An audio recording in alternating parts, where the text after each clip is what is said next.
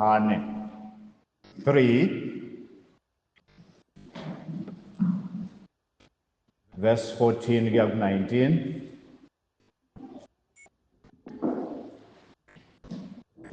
Bese siya encwadini yezenzo isahluko 10, verse 1 kuya ku-8. Bese siyofunda khona kwizenzo seyaqeda. Sofunda verse 34 kuya ku-43. Sofunda lapho kuphela namhlanje. Akasifundele-ke usekutholile asifundele ngesiZulu.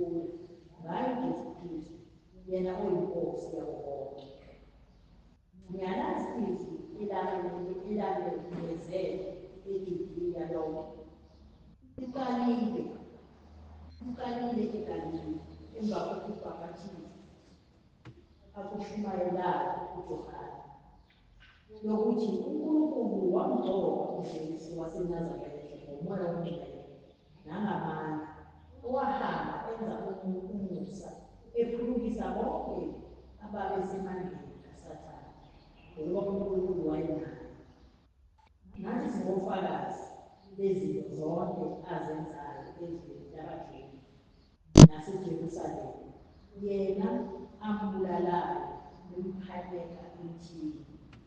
Yena abambulalayo bamphanyeka emthini. Lowo uNkulunkulu wamvusa ngosuku lwesithathu wamnika ukuba abonakale. Ungekubantu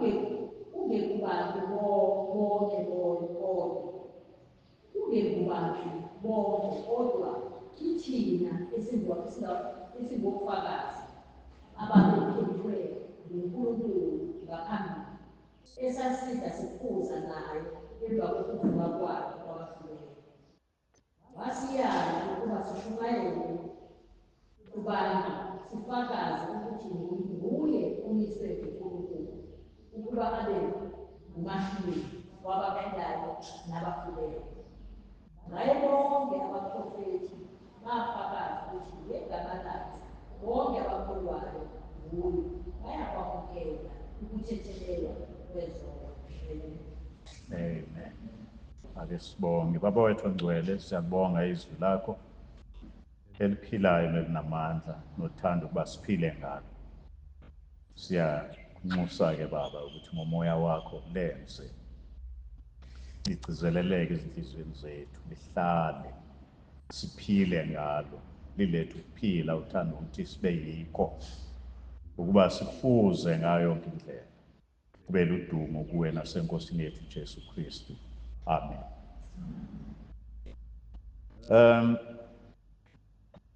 Sisaqhubeka ngalesi sifundo sethu sokuthi uNkulunkulu uNkulunkulu onakekelayo, the caring God. Sikhuluma ngoNkulunkulu who cares. Namhlanje isihloko sakhona sithi God loves the sinner. uNkulunkulu uyasithanda isono. Bekusho ukuthi uma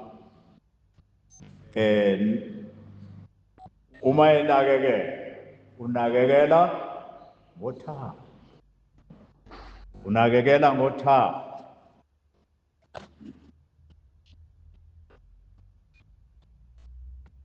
Angazi ukuthi ukuyibheka yini indlela oyihambile kuze ufike lapho ukhona. Ukuthi usukaphi, akucabange lapho usuka khona. Usuka kuphi? Yonke leyo minyaka oyiphilile, akukho yini kwesinye isikhathi izinto othe uma usuhlangene nenkosi uJesu ukuthi waze wangisiza Nkosi. Ubheke emuva ukuthi khona isikhathi lapho ngacishe ngafa khona. Ukuba ngangifile ngangiyoyaphi ngoba ngangazani nenkosi. Uwena Nkosi wangihlela. Uwena wenza ngingakwazi kodwa wangivikela. Ukufika umcabango njalo kuwena. Wakwanazo isikhathi esinjalo empilweni yakho. Ukwakusindisa yini? Uthando lukaNkulunkulu. Wakuthanda useyisoni. Njengoba lisho abaseRoma 5:8, uNkulunkulu uyabonakalisa ukusithanda kwakhe ngokuthi siseyizoni uKristu asifele. Uthanda izoni uNkulunkulu. He loves sinners. That's the God we worship. Ake sibheke izoni eziphambi kwethu la esifunde ngazo. Esokuqala isoni esomJuda. This is a Jewish sinner. His name was Nicodemus. Gama lakhe uNikodemu. Wahamba wacathama ebusuku eyobonana noJesu. Ake ngikutshela ukuthi wayenhloboni lo Nicodemus. wayengowesizwe samaJuda, isizwe sikaNkulunkulu, isizwe esikhethiwe, isizwe esikhethwe kusukela emuva kwaAbrahama. Futhi wayesokile ngokuba lokho kwakuwuphawu lokuthi ukhethiwe. Soka wathi uma ekhuluma ngako ukusoka lokho ayikhuluma ngako uPawuli, wathi ngosuku luka-8 khomba ukuthi lona okhethiwe, ngoba kwakuyiseremoni eyenziwayo le yokusoka, ingane la 8 days ze. Wathi omunye udokotela wathi, uNkulunkulu ezwini lakhe uyasikhombisa, noma ngeyona amazwi akhe wonke lawo, ukuthi isikhathi esiright sokusoka, uma kuthi uyasoka ingane, kufanele isokwe ina 8 days ze, ngoba bathi ayibuzi ubuhlungu ngaleso sikhathi, ngoba isikhathi ingekawi nenkani, yileso sikhathi engezwa khona ubuhlungu.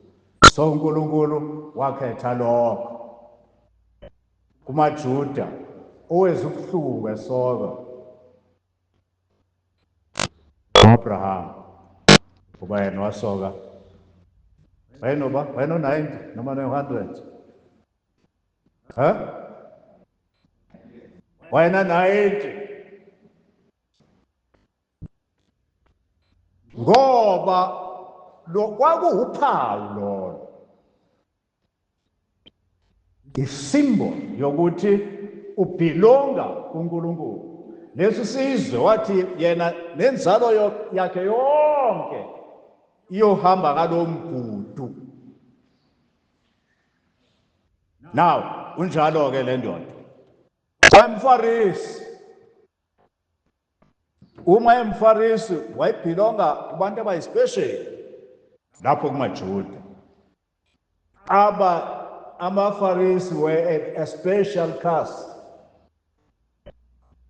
Ngani wawungeke umfarisi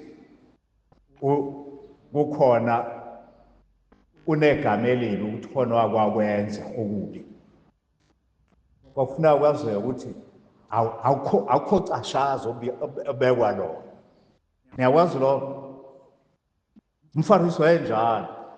Kwakufuneka nje umuntu futhi kukhona nemisebenzi ekuthiwa awukazi ungene kuyo, ngoba umfarisi umuntu ohlukile obhekene nesizwe sikaNkulunkulu. Wayenjalo-ke, wayethuka kulo background blameless. Kambe uma bebuka abafarisi abantu babona some people who are holy people, abangakaze bone bona. Abebuka kanjalo abakaze bone. Wow. Abagcina umthetho. Waye futhi kuthiwa wayeyinenye. He was a ruler. He was a ruler of the Jews. Kuthiwa lapha ezulwini wayeni yamaJuda.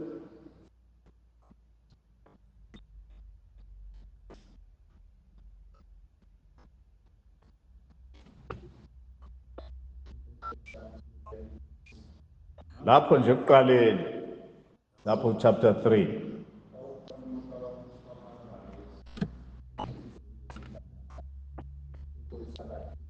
Isikhulu, okay, kuthiwa isikhulu. Ezulwini kusetshenziswa lelo gama li-ambiguous, alisho lutho. Ngoba vele kuthi isikhulu, irula kuthiwa isikhulu. Umphathi umkhuzi wamasosha isikhulu zonke. Kodwa la, this man was a ruler. Wayenabantu abaholayo. Wayemholi. Kufanele kusho njalo ukungcono. Umholi kubaJuda. Not just an ordinary Pharisee. Lapha kubaFarisi umholi. Uthi kukhona into ahluke ngayo la ukuthi he acknowledged uJesu ukuthi uvela kuNkulunkulu. Awusifundele lapho ukuthi uthini mayifika kuJesu. Rabbi, uthi Rabbi unjani? Siyazi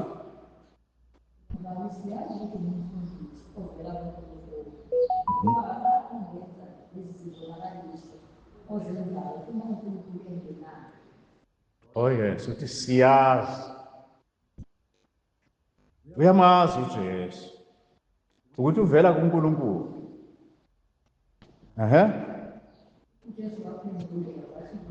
Ungakaphenduli nje, engaphenduli uJesu.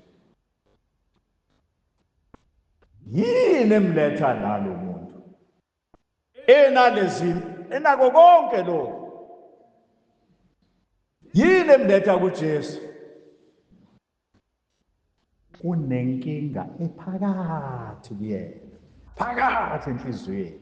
Ishow le ayona bonakala sengathithi. He showed, kodwa he knew ukuthi wayezazi yena ukuthi yonke lento engiyiyona angiyona. Ngowesikhethiwe yebo sikhethiwe isizwe kodwa angiyona lento ekuthiwa ngiyiyona. Angiyona lento abantu abangibuka ngiyiyona. I'm not this person people say I am. Ngiyazazi mina. Onakele phakathi enhliziyweni. So uya kuJesu ebusuku. Yini emletha kuJesu? Why do you think yini? Ngicabanga ukuthi yini ake ngizwe kunina abazalwane. Yini ayenza nalento emsindayo enhliziyweni? Yini enza ukuthi aye kuJesu? Why akhetha uJesu?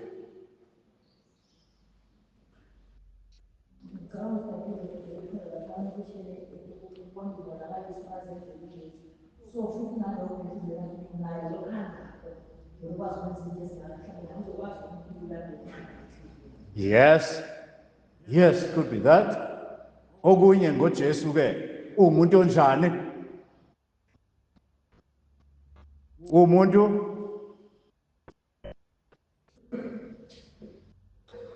ake nimtshele bazalwane, nakho sindwa khona isimo esikusindayo la ofuna ukuyosibhodla somewhere. Ukhetha umuntu onjani lapho?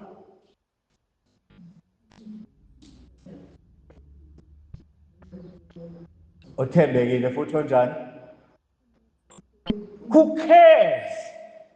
Onakekelayo, ozongilalela. Hayi umuntu engizomtshela bese uya kumuntu uyamazi uJesu ukuthi this man cares for people.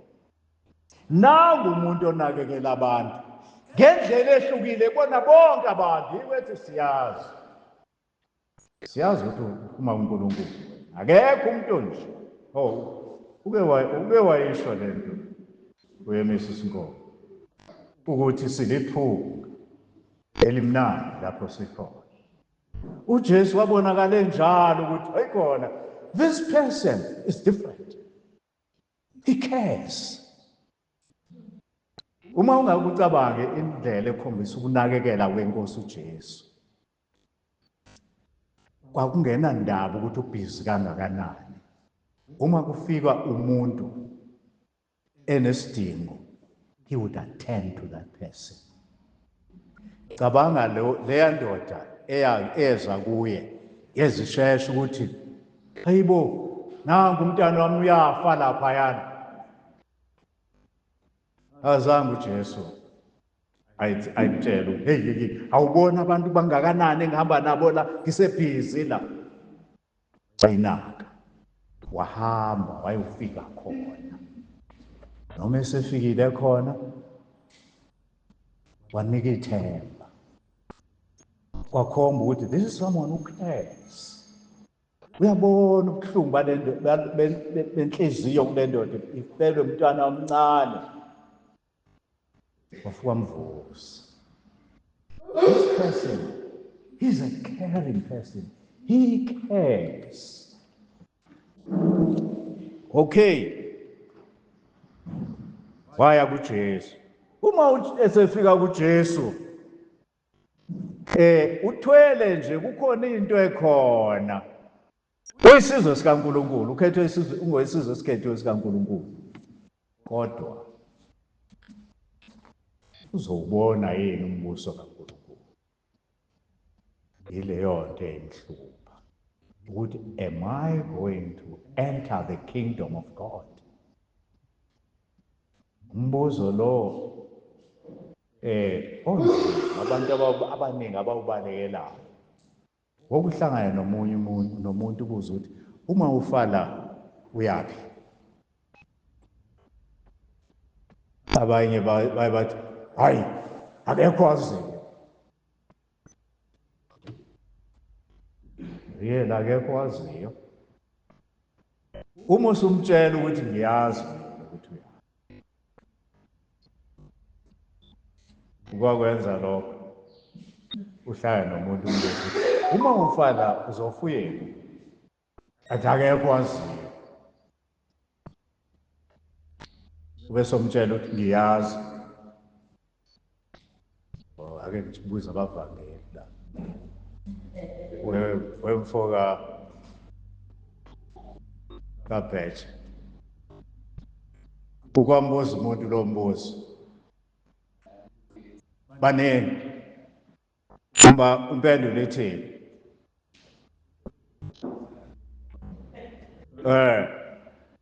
Ukuhlangana nothi akekho waziyo.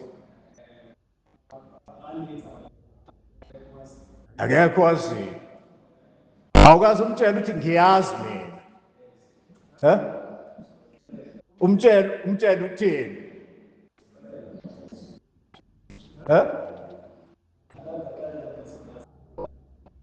Cha yena.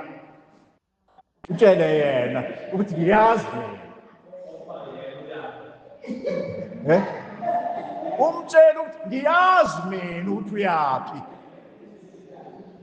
Umtshela ukuthi wazi ukuthi ngiyaphi? Uyesihogweni. Oh yes. Uyesihogweni. Ongazi uyesihogweni. Uye kulahlweni kwaphakade. Kodwa uNkulunkulu uyakuthanda kafuni uye lapho. Yingakho athuma uJesu nje ukuthi akafuni uye lapho. Abanye they can be offended musho njalo. Wathi umtshela iqiniso ukuthi uma ungenayo uJesu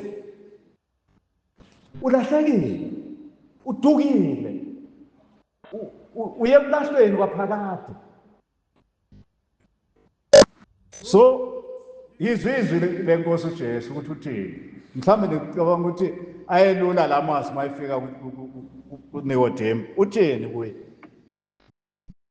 Waphendula wathini uJesu? Esamtshela ukuthi uyazi ukuthi umfundisi ovela ezulwini.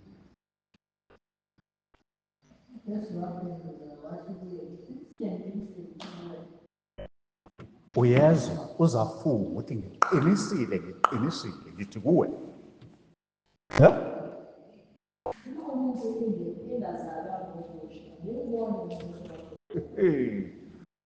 Uma umuntu engazalwa ngokusha ngeke ubone umbuso kaNkulunkulu. Straight away uNikodemu uyabona ukuthi hey angizelwe mina ngokusha.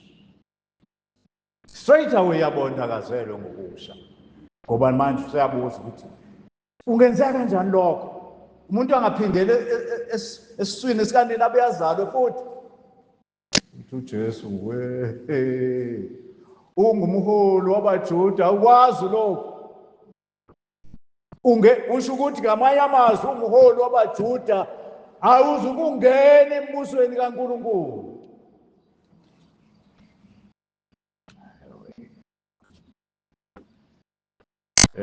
Lo mbuzo uma umbuza umuntu ukuthi uyaphi, nibuza bonke abantu noma ubuza nje abantu nje kuphela? Niyababuza abefundisi, niyababuza abashumayeli, into ohlangana naye nje, niyababuza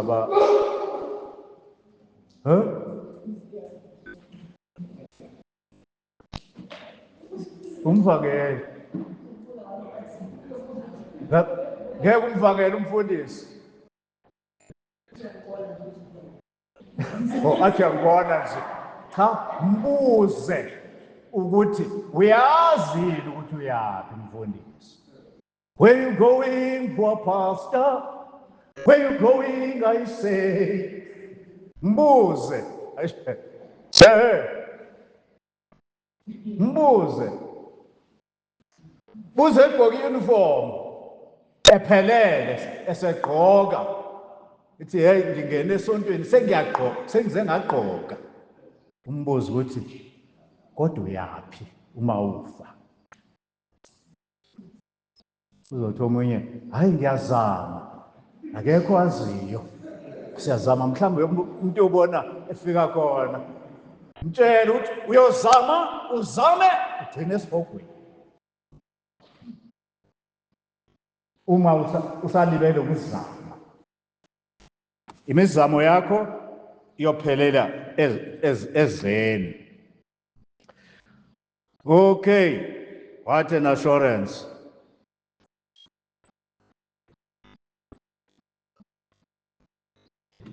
Akwazi uhlangana nomuntu athi uyikholo,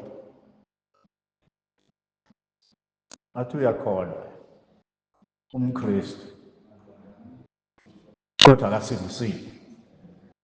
Athi umKristu kodwa akasindisile.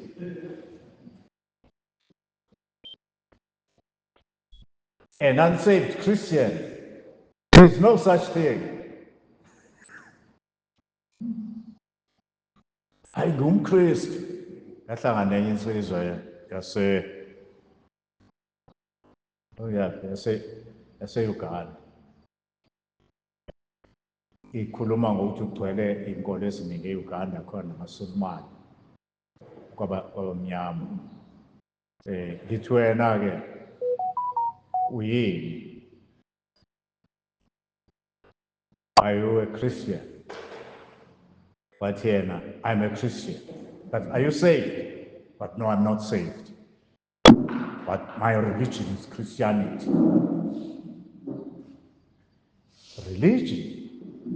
Religion is not going to take you into the kingdom of God. Uyongena esihogweni ne-religion yakho. Whatever religion onayo, lahlwa. Ngeke ubone umbuso kaNkulunkulu.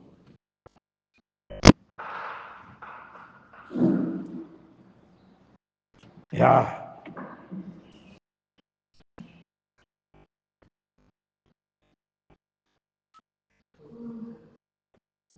Imizamo yonke ayizama, konke akwenza, konke uthi uNkulunkulu akanandaba nayo yonke lento le. Inkinga kaNikodimo wayecabanga ukuthi umbuso wezulu kufanele awusebenzele. Ngangisedandi komnye umngcwabo usedandi.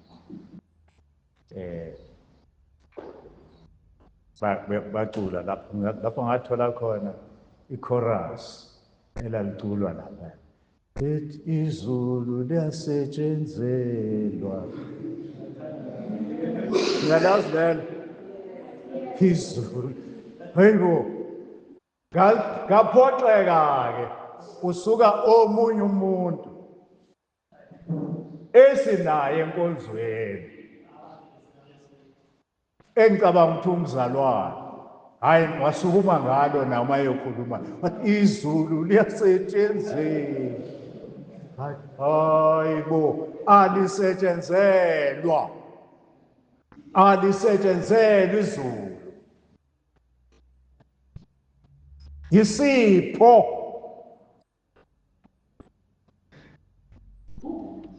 Uyosebenza, usebenze, uzama izulu, ngeke uzulibone. Anobatshela bazalwane, hayibo. Hayi kabi. Cha ngisho ukuthi uhamba ucasula abantu lwana akushaya abanye. Kodwa beka ngendlela yokuthi ezwe ngempela ukuthi akwenzayo akuyindawo kuNkulunkulu. Okay.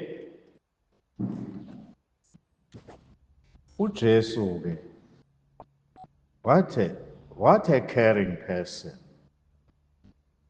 Ngoba uyibonile inkinga yale ndoda. uJesu wayitshela le ndoda ukuthi khona indlela ukuthi azalwe kabusha ukuze angene embusweni kaNkulunkulu. Kanjani? Ilapho emtshela khona-ke, funda lapho verse 14. Kanjani?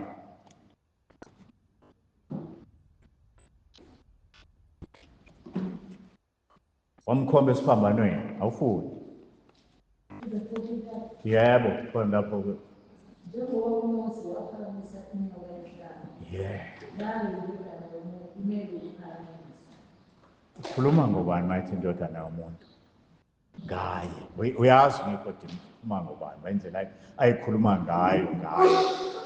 Njengoba uMose wayiphakamisa inyoka ehlane, nendodana yomuntu, I'm going to be crucified. I'm going to be crucified. Ngizophanyekwa. Nikodimo. Ukuze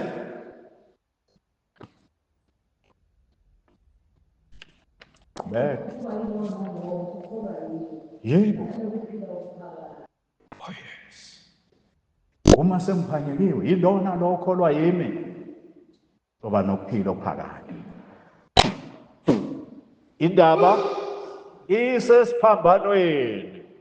Awu Nkosi yami, bayakhuluma ngaso isiphambano nabo laba abantu bamaKristu kodwa ebengazani neNkosi uJesu. Bayakhuluma ngesiphambano, angazi abezwa yini ukuthi isiphambano kwaba indawo lapho uNkulunkulu ejezisa indodana yakhe ukuze asuse isijeziso ebesilindele mina. That 3 hours ehlukene noNkulunkulu. It was a terrible time. Enza ukuthi azasho ukuthi uNkulunkulu wami ungishiyelani. Eloi, lama sabachthani. Olimi lwakhona lwesi-Aramaic. Ungishiyelani. Eshiwe uNkulunkulu, mflathele. Njengoba sithi asikho isiphundo sikaNkulunkulu, kodwa ngalelo langa wamvalela ngaphandle indodana yakhe angathi akayazi. So leso sikhalo sasisilanga uthi njengalokhu yaphakanyiswa uMose waphakamisa inyoka ehlane, indodana yomuntu imele ukuphakanyiswa uba yilona lokho lwayo angabhubhi kepha abe nokuphila okuphakade. Qhubeka.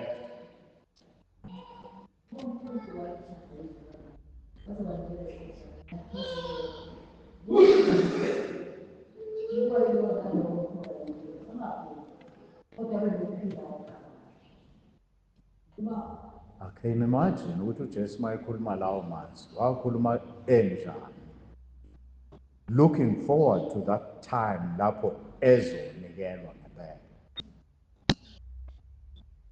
Ngokuba uNkulunkulu walithanda izwe kangaka. Ngamanye amazwi, uNkulunkulu zithanda izoni ngale ndlela yokuthi unikela ngakho konke okwakhe, the only begotten Son. Akukho okubaluleke kaNkulunkulu ukudlula indodana yakhe. God he had to give him up ngenxa yami nawe. Uthi uPawuli ungayigodlanga indodana yakhe. kepha wayenikela ngenxa yethu sonke. Kungaba kanjani ukuthi angasiniki konke kanye nayo na? KwabaseRoma 8:31. I can imagine ukuthi uJesu kwakunjani kuye uma ecabanga isiphambano ukuthi I'm going to suffer for this man ephambi kwami. And for the whole world. Qhubeka ukuthi ngoba nakho wabethela esiphambanweni yebo qhubeka.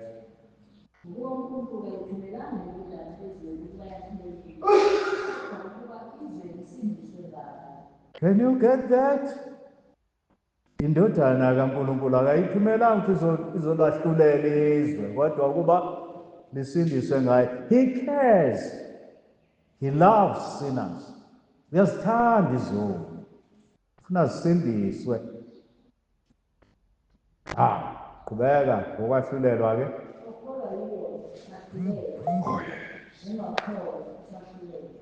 Hallelujah. Okholwa yiyo kahlulelwa.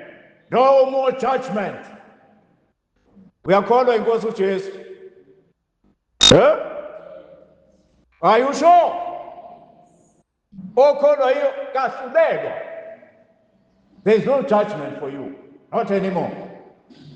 Nakuthiwa nanti usuku lokwahlulela sekufikile. Hayi. Sahlulelwa uJesu esikhundleni sakhe. Kwahlulelwa kodwa kukhona kuphela. Yikuphi? Kwahlulelwe lokho. Qhubeka.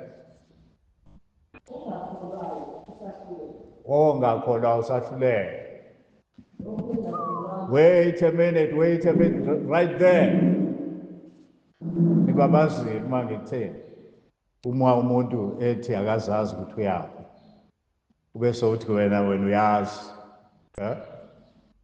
Ube mayebuza ukuthi bayibuza ukuthi ngiyaphi. Bese uthi esogwe. Uma engathukuthelanga uyothi kodwa ngehlulela. Abe sekutshela futhi neBhayibheli ukuthi lithi iBhayibheli ungahluleli. Siyabona ukuthi angahlulela manje. Mtshelele lo verse ukuthi befunde futhi ukwahlulelwa ongakholwayo usahlulelwe ngoba ukholwa inkosi uJesu. You are condemned already. Usibekelwe nje ukuthi wena ulindelwe ukuyolahla. Usu-condemned.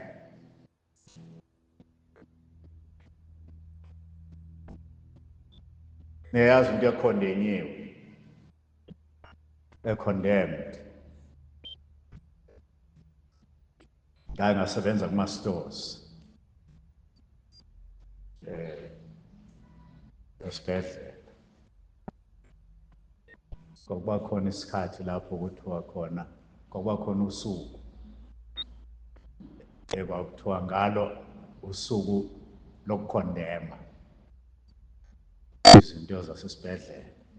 Isibhedlela sisaphethwe ngendlela eyona ayile nto engiyibona manje. Ekuthiwa kuphela imithi. Ayikho imithi esibhedlela, awukho lokho esibhedlela. Kwakuba khona leso sikhathi. Soba kuthiwa uyakhondenywa. Into ekhondenywayo into engasekho umsebenzi wayo. Yayibuyiswa. Isihlalo uma sesiphukile singesenawulungiswa. Ukuthi asibuyise sokhondenywa. Buyise nje izinto eziningi nezinto zokugqoka kwakhona ezibuyiswayo ukuthi zizokhondenywa. Sibala ukuthi zingaki ukuthi ziyakhondenywa. Babekhona-ke esasima nabo lapho sizibale ukuthi lokhu okunye sikuphindisele akudingeki ukukhondenywa lokhu sengalungiswa. Akudingeki ukukhondenywa lokhu sengalungiswa. Kodwa kube khona esisho ziyakhondenywa, ziyoshiswa, ziyolahlwa, ziyokwenziwa yonke into. Kusho ukuthi into engasafuneki, akusafuneki nje ibonakale. Condemned already. Ungakholwa inkosi uJesu siyakondemna. Hayi wosho ukuthi ungakholwa osho ukuthi hayi angikholwa mina inkosi uJesu kodwa ngahlulele. What? How pathetic. Wahlulela ikhona indlela yokubalekela ukahlulela. Ikhona. Wahlulela.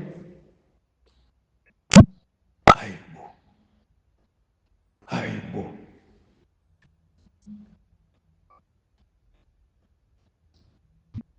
Hayi.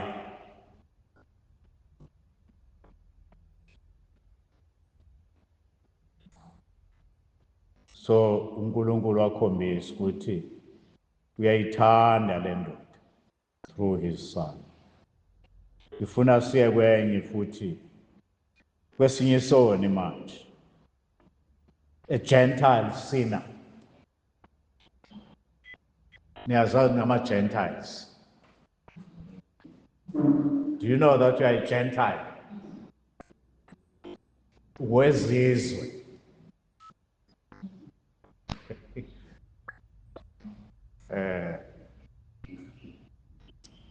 AmaZulu umuntu engena umZulu naye nethini isizwana. Angithi ngisho njalo.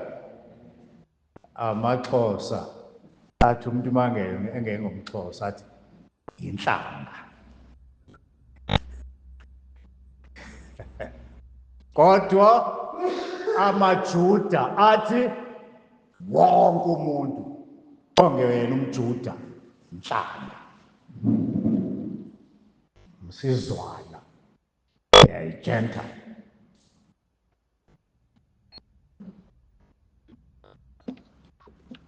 Well,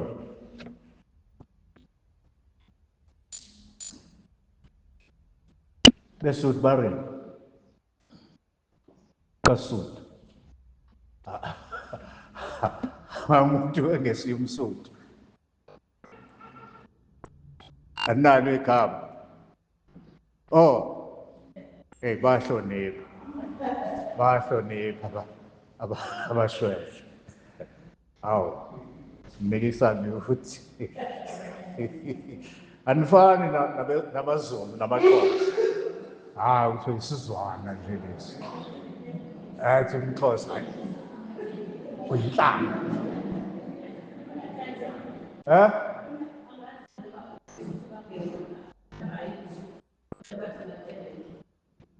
Oh, I think Matebele.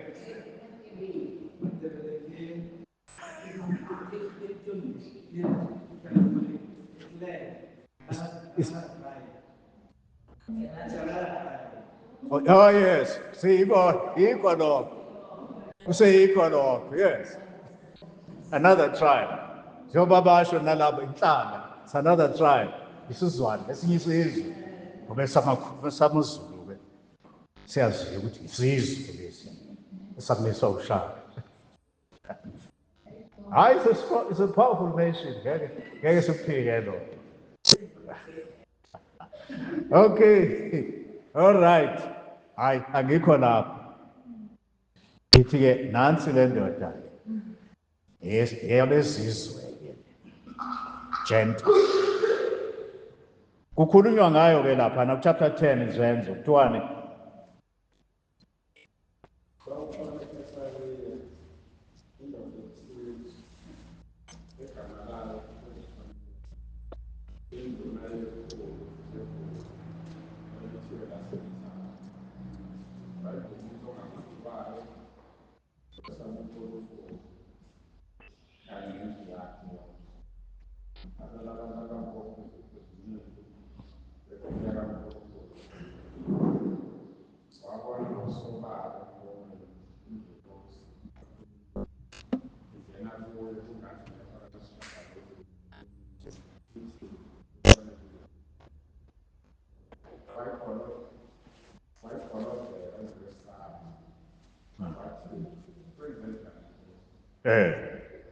okay.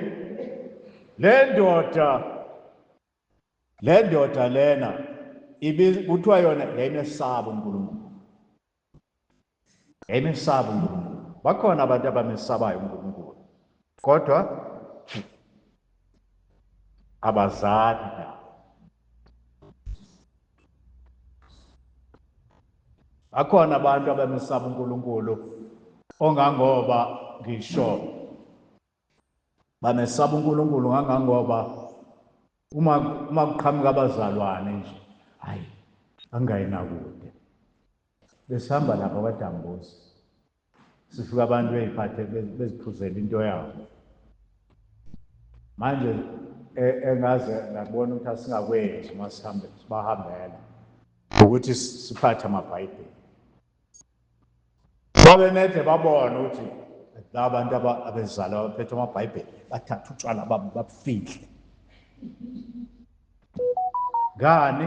Bahlonipha abantu bakaNkulunkulu, bayamsaba uNkulunkulu.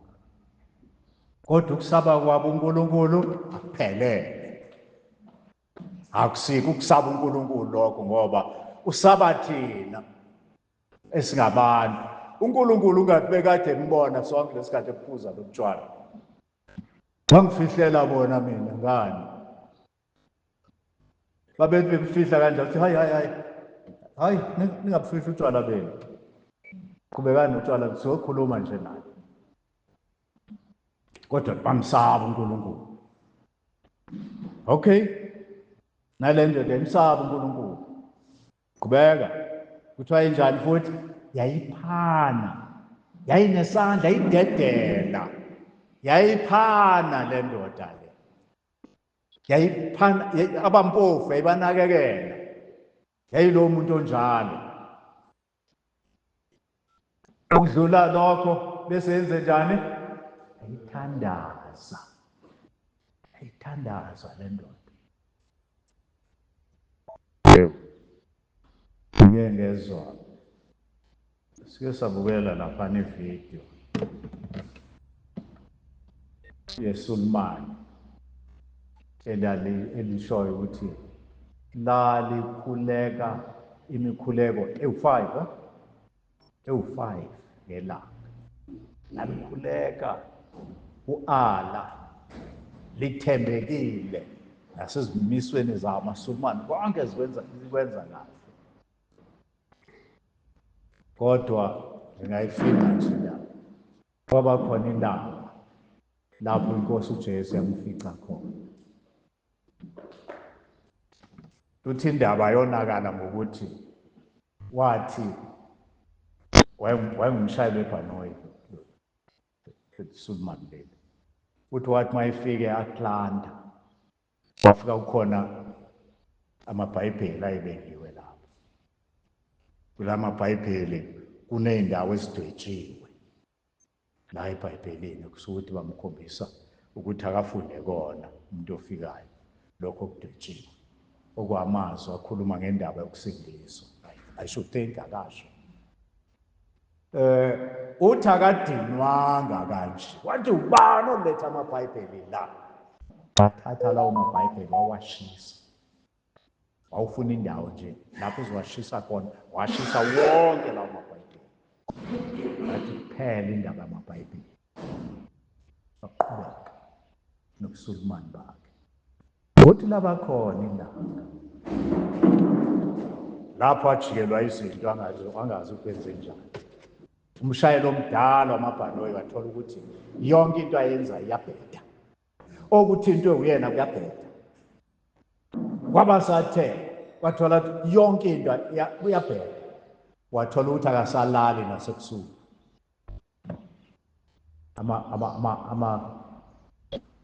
Amaphupho amabi amfikelayo, ama-nightmares, ekuvele kungathi kusha amabhayibheli amaningi, kusha amabhayibheli amaningi.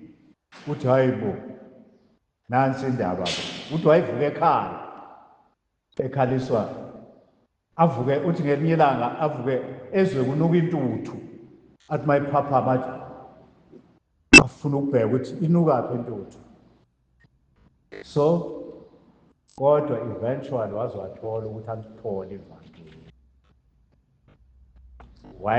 Wayephakathi ebuSulumaneni, walithola ivangeli. Kamzukwane wathola ivangeli, wathola ukuthethelelwa kwezono. wazinikela enkosini uJesu, ushumayela ivangeli manje lelo Sulumane, waxoshwa kubo. Uyise angisenamfana, kuseyona indodana yami. Unina azange ufune nokukhuluma naye uma ezwa kuthiwa seyiSulumane. Abafuna ukumbona, akafuni ukukhuluma naso ocingweni unina naye. Walahlekelwa yiko konke ebekuyinzuzo kuye. Kodwa wathola uJesu.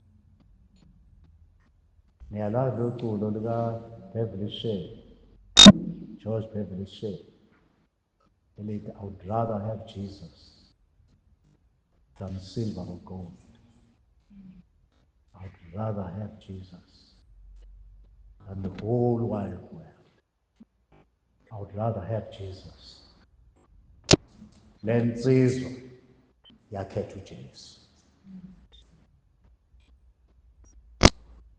Hey, ngithanda ngaleyo ndlela uJesu. Uma bakini bangathi namhlanje basakudinga, ungaphindi ube umcondwana wakho. Would you continue to worship him? Would you? Yeah. uJesu ophilayo.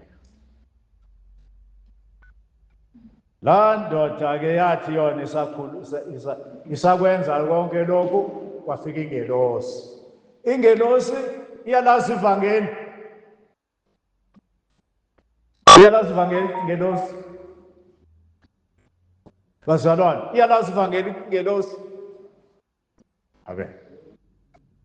Iyalazi. Ayilazi ivangeli ingelosi. Ayikaze yone. Ivangeli into ezone. Akuyona abangonini. Bangakazibona. Ingelosi ihlala ingcwele. Ayilazi ivangeli. So ayithunywanga ukuthi ayoshumayela. Yathunywa ukuthi asifundele. Wathiwa yathini ingelosi leyo ndawo nje? Yathini?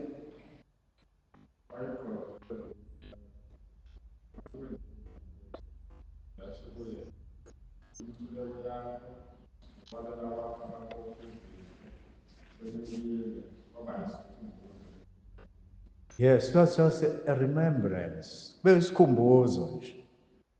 Akusiko okumngenisa ezulwini. Isikhumbuzo ukuthi here is a seeker. Here is someone who is seeking. Uthi uNkulunkulu kuleya ncwadi kaJeremiya esike sayifunda last Sunday. Uthi niyakungifuna, chapter 29. Niyakungifuna ningifumane. Uma ningifuna ngenhliziyo yenu yonke. Le ndoda yayimfuna uNkulunkulu ngenhliziyo yayo yonke, kodwa yayingazi ukuthi utholwaphi. uNkulunkulu wamlungisela indlela wathi hamba. He cares for sinners. He loves sinners. Uyazithanda izoni ezizibona ziyizoni. Yiziphi izoni uJesu ayixabana nazo kakhulu? Wayixabana nesifebe, wayixabana namasela, wayixabana nababulali.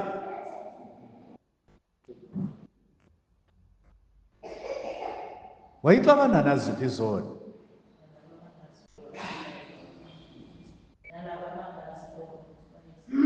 Wayixabana nalabo bengazazi ukuthi bayizoni, ababona bona ukuthi baphelele kulento yabo abazamela yona. Wabizwa ukuba bazenzisi. Wo inini ababhali, abafarisi, bazenzisi. Yilabo kuphela ixabana nabo. Isoni esizibona siyisoni, sisonakala, ovuma izono. Webazalwane, kukhona lokho ungayenzi leyo nkinga. Uthi ngoba ususindisiwe bese uthi senakho kasindiswa ngaze ngone. Ungayenzi leyo nkinga. Ngoba sewusindisiwe uyona. Uma ungakaze wone ngeke usivume. Kanti lithi uma sithi asinasono, kusho kobani? Thina esisindisiwe. Uma sithi asinasono, siyazikhohlisa, neqiniso alikho kithina. Kepha uma sizivuma, wethembekile yena ulungile ukuba sithethelele abe sesihlanza konke okungalungi. Uma ungumntwana kaNkulunkulu wona awuna ngeke usho ukuthi hayi nengiqambela angikwenzanga lokho. Uma ungumntwana kaNkulunkulu wonile, uyasivuma isono ukuthi awungonile. Usivume enkosini, usivume nakulabo bonile ukuthi ngonile. Futhi uma unile uyazithoba, uyehla, awuphakami.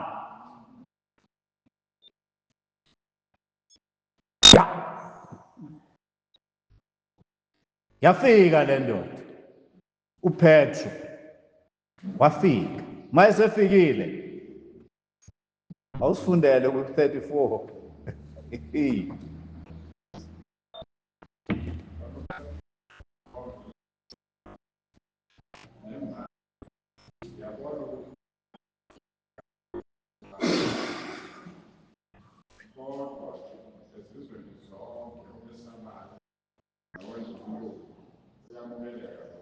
Whoa! Yalezi Juda. Kukhona enye indawo it was very offensive enye into ayishilo. Wathi niyazi ukuthi kuyichilo ukuthi umuntu oyiJuda ahlangane nabezizwe. Waqala lokho nje. Uma ezwa ukuthi kwenzeke kanjani, ilamazwi aphendla kuwona. Kodwa kusasho ukuthi yiJuda balazi iwona akhethiwe. Abanye abantu hayi bakhethiwe. Wathi kusobala ukuthi uNkulunkulu akakhethi. Omsabayo, omlalelayo, omfunayo, uNkulunkulu uyamamukela. Awuqhubeka.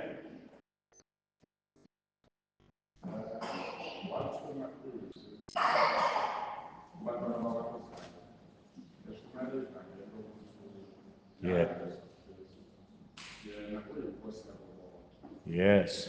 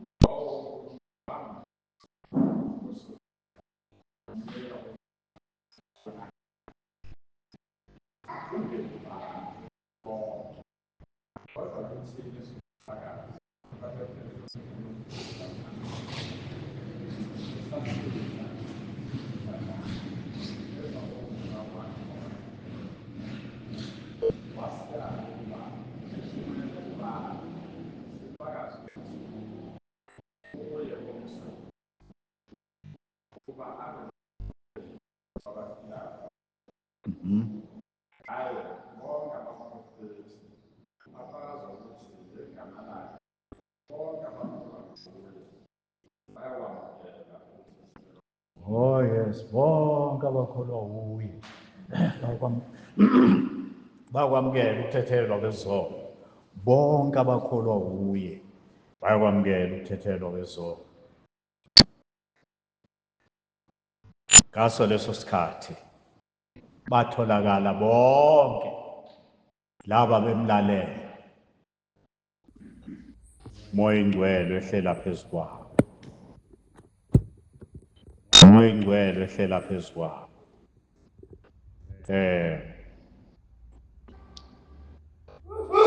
Wakwenza kanjani lokho? uPetro wabona ukuthi hayi kwenzeka ngempela nakwabezizwe. Mind you, wayiqala ngqa Petro ukushumayela kwabezizwe. Ngoba wayekade engafuni ukuya kwabezizwe, wayeseyiJuda leya, ngahlangana nabezizwe. uNkulunkulu niyayikhumbula indlela amahambisa ngayo ukuthi azohlangana nabo. Ukuthi wathi akadle lokhu kudla ekuthiwa kudliwa amaJuda. I can imagine ukuthi wafike wadla la. Wafike wabekelwa inyama yengulube la. But you know, iJuda lidla inyama yengulube. Alidli iJuda neyenkomo, neyani engahlatshiwe, engekho kosher, engahlatshiwe ngendlela yamaJuda. Kodwa kwadingeka lo langa. Wayenzani lapho manje? Wayeveza uJesu. Ukuthi uJesu cares for everybody. Awukho umuntu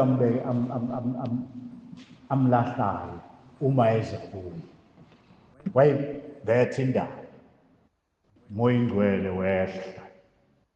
Wehlela lapha isizwe. Abanye-ke baye bathi ufuna ukulungisa leyo ndaba ukuthi awukamamukeli moya ingcwele ungakakhulumi ngezibili. Ngoba phela laba bantu kwafika umoya ingcwele bakhuluma ngezibili. Oh yes, iqiniso lelo. Nalapha yana eJerusalema. Waqala lapho, wathi mawufika umoya ingcwele bakhuluma ngezibili. Babekhulumani ngezibili?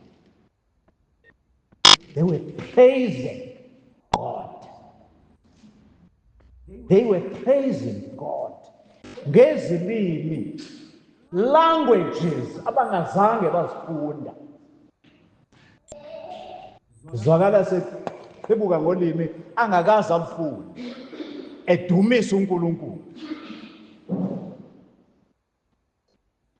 Nalayo ufika kwabezizwe. Iyaqala ukufika le ndaba. Buka. Moya ingcwele wenza bakhuluma ngezilimi. Bakhuluma ngezilimi abangakazi bazifunde bezwe ukuthi hayibo naku kwenzeka njengoba kwenzeka kithina. Ngoba kwakufuneka lazeke ibandla ukuthi linye abaJuda nabezizwe. NaseSamaria kwenzeka same thing. After that, just ulungisa nje, just leyo ndawo yezilimi. Ukuthi ngalelanga lokufika kwamoya ingcwele kwasindiswa abantu aba-3,000, Neyazona, Kuzenzo, 3,000 people were saved. Babhabhathiswa. Angazi ba lashoni la ngabe njani lawo bantu bebhabhathisa abantu aba-3,000.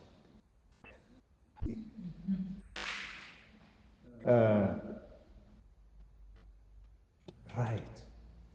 Bangena ebandleni kaNkulunkulu labo bantu. Babesindisiwe. Babe nawo umoya ingcwele. Bakhuluma ngezilimi. Bakhuluma ngezilimi. Elakho iBhayibheli elisho njalo. Leli lama likusho lokho. Akhona oyedwa wakhuluma ngezilimi lapho. It was just in the inauguration of the Holy Spirit.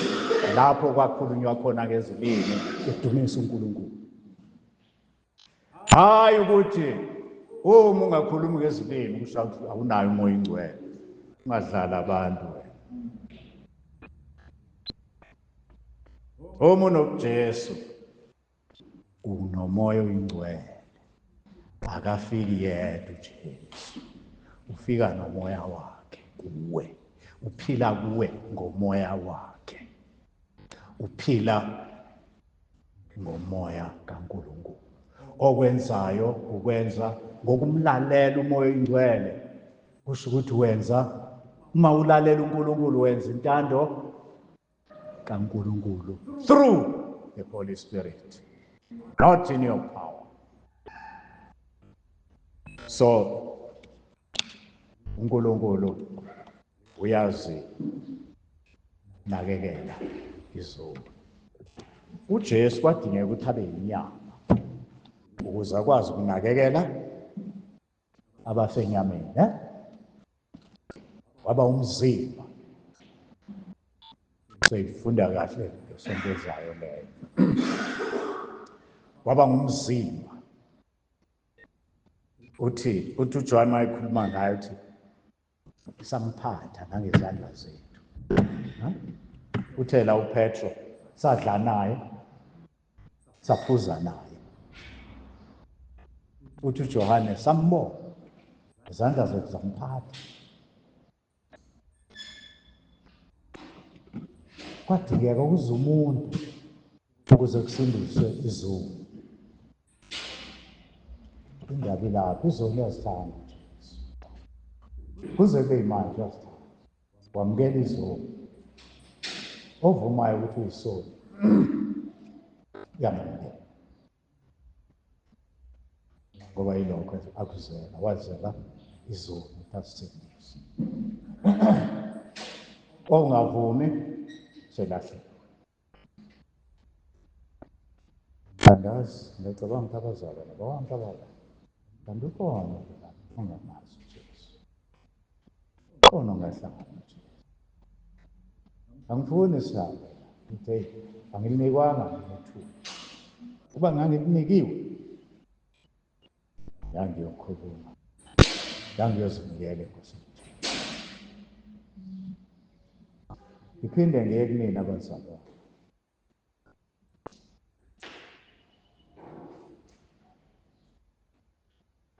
Ngakhuluma lana nelanga. Bathi bakhona abangasebusuku esinabo la. Ngangisho lokho ukuthi ngoba ngikholwa ukuthi niyabazi ukuthi uma selikhulunyiwe izwi likaNkulunkulu noma engenzanga lutho umuntu ngalo, sondela kuye mzalwane, umbuze ukuthi ucabangani ngaleli zwi. Ufuna ukwenze njani? Ngoba ngiyakwazi ukuthi awazani nenkosi uJesu. Ungalokhu yalena ngoba uyamazi ukuthi akazani nenkosi. Ucabangani ngaleli zwi? Uyathanda ukuzinikela enkosini na? Uma ekhona ofuna ukuzinikela enkosini engadlali, ngiyacela suku. Wazi ukuthi angazani mina nenkosi uJesu. Angazi umvumo ukuthi angene empilweni yami. Okwangempela. Khona njalo uthi namhlanje this is the day. Ayakho. Sithandazele umuntu.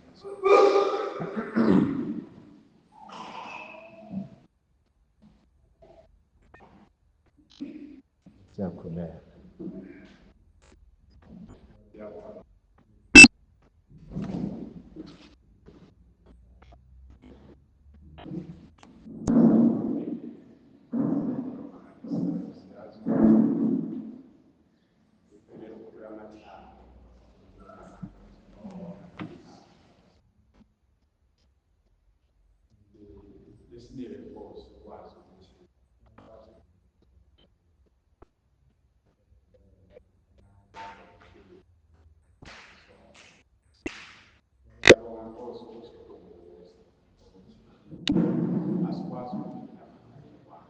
Yeah.